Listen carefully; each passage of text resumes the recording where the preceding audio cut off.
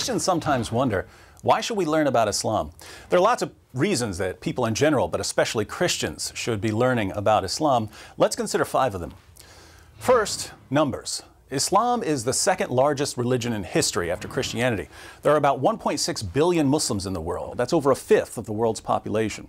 There are currently more than 1,200 mosques in the United States and more than 6,000 in Europe. And according to many sources, Islam is the fastest growing religion in the world. So Islam is big, and it's getting bigger. When that many people believe something, it's a good idea to learn what they believe. Second, Christians can't communicate the gospel clearly to Muslims without understanding what Muslims believe, because the Quran distorts the meaning of Christian claims. For instance, Christians claim that Jesus is the Son of God. But when we say Jesus is the Son of God, Muslims think we're claiming that God had sex with a woman and produced Jesus as an offspring. They believe this because the Quran says, "How can Allah have a son when he has no wife?" Surah 6, verse 101. Now, when Christians call Jesus the Son of God, we're not talking about God having sex and producing an offspring. No Christian has ever meant that. But that's what Muslims think we mean, because the Quran says that's what it means to call someone the Son of God. There's a similar problem when it comes to the doctrine of the Trinity. According to the Quran, Surah 5, verse 116, Christians believe in a Trinity made up of God, Jesus, and Mary. Here again, no Christian has ever believed this, but there are Muslims who think we believe in a Trinity made up of God, Jesus, and Mary because of how the Quran distorts Christian doctrines. So if we don't know what Muslims believe, we won't understand how they're misinterpreting what we say when we preach the gospel. Third, Muslims are trained to challenge the core doctrines of Christianity. Jesus taught his followers lots of things, but when they preached the gospel in the book of Acts, they preached that Jesus is the divine Son of God who died on the cross for sins and rose from the dead.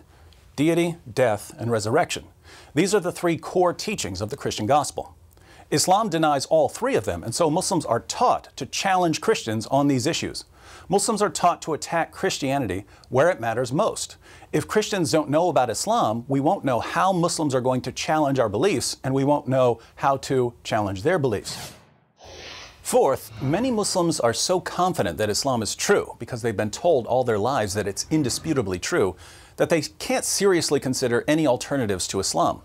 My best friend in college was a Muslim. That's why I started studying Islam.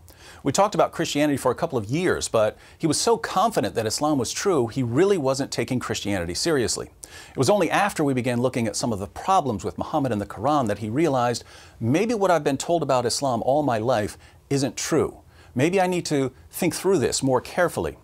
He's a Christian now. He's one of the speakers for Ravi Zacharias International Ministries. So giving Muslims some facts about Muhammad and the Quran is crucial, and we can't give them these facts unless we know what the facts are. Fifth, Islam thrives in an atmosphere of ignorance. I've met lots of converts to Islam over the years, but I've never met a single person who converted to Islam after carefully studying Islam. When I meet a convert to Islam and I ask, "Why did you convert to Islam?" it's almost always because the person was given some false information. The reason so many people fall for this false information is that there's a general atmosphere of ignorance about Islam, which allows Muslim preachers to say pretty much whatever they want because no one's going to correct them. These preachers are then free to adapt their message to the values of their audience. In the West, we believe in women's rights. So the Muslim preacher says, "You believe in women's rights? Muhammad was a champion of women's rights. He was probably the greatest defender of women who ever lived."